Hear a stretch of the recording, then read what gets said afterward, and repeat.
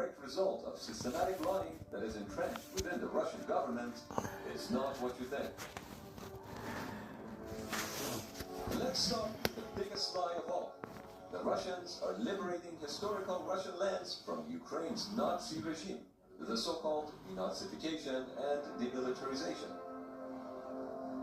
The city of Kherson was the only administrative center that Russia managed to capture during their 2022 invasion, which they later annexed and declared it Russian forever. They even put posters all over the city proclaiming that Russia is here forever. Ironically, that didn't last long, because in November 11th, the Russian army was forced by the Ukrainians to retreat to the east bank of the Dnipro River. As the Ukrainian forces entered Kherson, they were welcomed by the cheering Ukrainian population. Scenes like this quickly turned the Russian referendum narrative upside down, as it was claimed that 87% of the Kherson population voted in favor of joining Russia. Clearly not. Not only Kherson was taken back by Ukraine, but also many Russian telegram channels became disillusioned.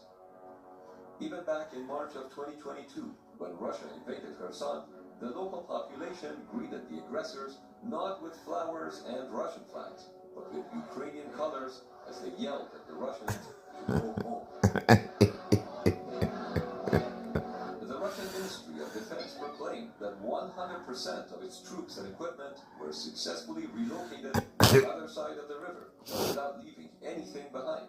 Just to let you know, guys, this is a lie. The Russians are lying.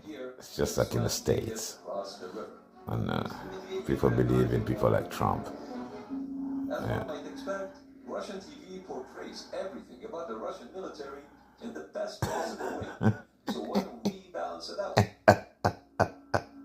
Where and what the Russian soldiers ate was great. In reality, though, many were given food rations with expiry dates in This is how Russian soldiers do their laundry, although in reality, they were using washing machines that were stolen from Ukrainian homes.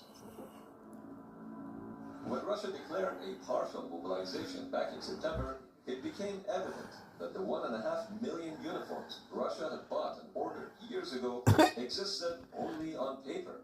That's why Russia advised their mobilized men to buy their own clothes and gear, as otherwise they would risk receiving shoes of different sizes, or some that date back to the 1940s, or possibly nothing at all.